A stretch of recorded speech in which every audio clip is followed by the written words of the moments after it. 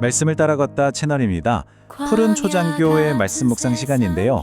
오늘은 히브리서 2장 1절에서 9절 말씀을 통해서 우리가 받은 큰 구원이 도대체 왜 그렇게 중요한지, 그리고 이걸 혹시라도 우리가 소홀히 여기면 어떤 위험이 따르는지 같이 한번 깊이 들여다보겠습니다. 와, 시작부터 정말 훅 들어오는 질문이죠? 오늘 히브리서는 바로 이 질문을 우리에게 던지고 있어요. 혹시 닻을 내리지 않은 배처럼 세상의 이런저런 파도에 우리 믿음이 조금씩 나도 모르게 떠내려가고 있지는 않은지 한번 돌아보게 만드는 그런 질문입니다. 이게 바로 오늘 우리가 살펴볼 첫 번째 경고의 핵심이에요. 여러분, 히브리서를 읽다 보면요, 굉장히 중요한 경고가 총 5번이나 나옵니다. 오늘 본문이 바로 그중 첫 번째 경고, 영적인 표류, 그러니까 떠내려감에 대한 경고입니다.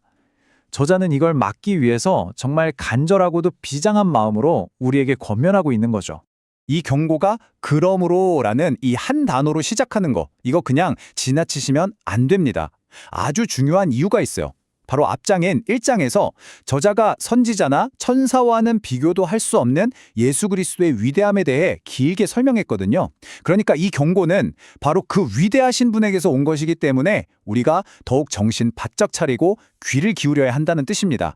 흘러 떠내려간다는 이 표현, 생각만 해도 좀 오싹하지 않나요? 이건 그냥 좀 게을러졌다는 뜻이 아니에요. 이건 일종의 죽음의 표시와도 같습니다. 반대로 살아있다는 증거, 즉 생명의 표시는 뭘까요?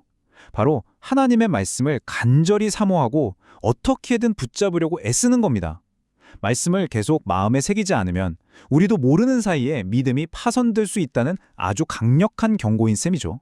자, 그렇다면 말이죠. 우리가 이렇게까지 조심해야 하는 이 큰 구원이라는 게 도대체 뭘까요?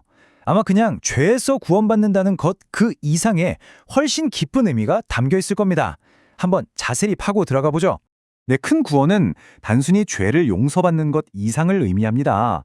이건 예수님께서 직접 이루신 구속 사역 전체를 가리키는 말인데요. 근데 왜 그냥 구원이 아니고 큰 구원이라고 불릴까요?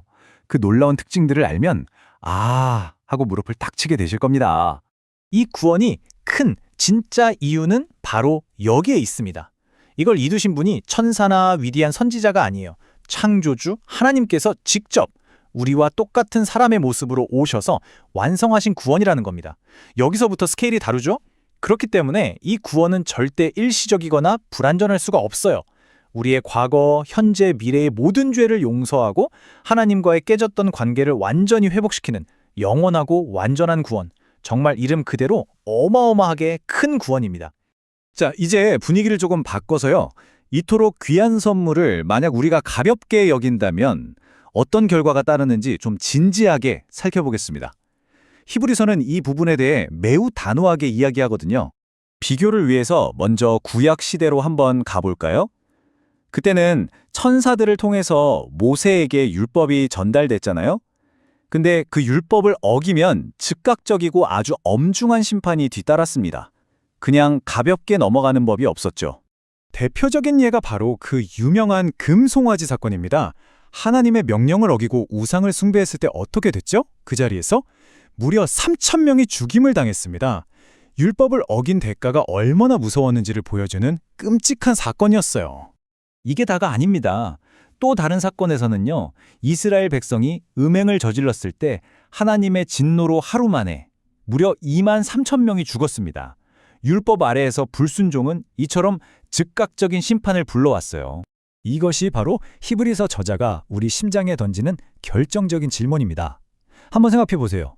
천사를 통해 주신 율법, 그러니까 그림자 같은 율법을 어겼을 때도 저런 끔찍한 보응이 따랐는데, 하물며 하나님의 아들이 직접 자기 피를 다 쏟아서 완성하신 이 큰 구원을 우리가 무시하고 소홀히 여긴다면 그 결과가 얼마나 더 무겁겠냐는 거죠. 우리가 어떻게 그 심판을 피할 수 있겠습니까? 그러니까 복음을 소홀히 여기는 건 그냥 좀 실수하는 거랑은 차원이 다른 문제라는 겁니다.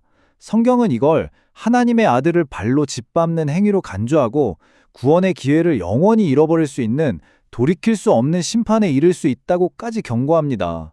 아니, 도대체 왜 복음이 율법과 비교할 수 없을 만큼 더 귀하고 우리의 태도가 이렇게까지 중요할까요? 그 근본적인 차이는 딱 하나. 그게 어디로부터 왔는지를 보면 알 수 있습니다. 자, 이 표를 보시면 한눈에 들어오죠. 율법은 천사라는 중개자를 통해서 전달됐어요. 하지만 복음은요, 하나님 본체이신 예수 그리스도께서 직접 우리에게 선포하셨습니다. 그리고 그 말씀을 직접 들었던 제자들이 이거 진짜다 하고 목숨 걸고 확증했고요. 심지어 하나님께서 수많은 기적과 성령의 능력으로 이 복음이 진리임을 친히 보증까지 해주셨습니다. 이건 뭐 그 권위와 확실성에서 비교 자체가 불가능한 거죠. 정말 마음에 깊이 새겨야 할 말입니다. 복음에 대한 우리의 태도는요, 곧 그리스도에 대한 우리의 태도와 직결되는 거예요. 복음을 사랑하는 것이 그리스도를 사랑하는 것이고 복음을 소홀히 여기는 것은 그리스도를 소홀히 여기는 것과 똑같습니다. 자, 그럼 이제 가장 중요한 부분입니다. 이 모든 경고와 복음의 가치를 알게 된 우리, 이제 어떻게 반응해야 할까요? 히브리서는 두 가지 구체적인 행동을 우리에게 알려줍니다. 첫째는 믿음과 순종입니다.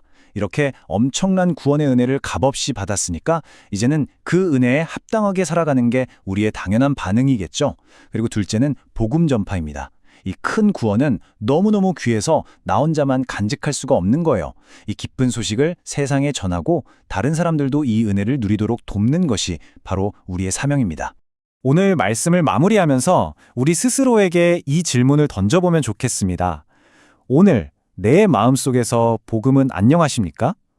혹시 복음의 감격이 조금 식어가거나 세상의 여러 걱정들에 밀려서 조금씩 떠내려가고 있지는 않으신가요? 이 질문을 통해 우리의 믿음을 다시 한번 굳게 붙잡는 계기가 되기를 바랍니다. 지금까지 말씀을 따라 걷다 채널이었습니다. 오늘도 말씀과 함께 평안한 하루 되시길 바랍니다. 사랑으로 부르셨네. 생명의 말씀을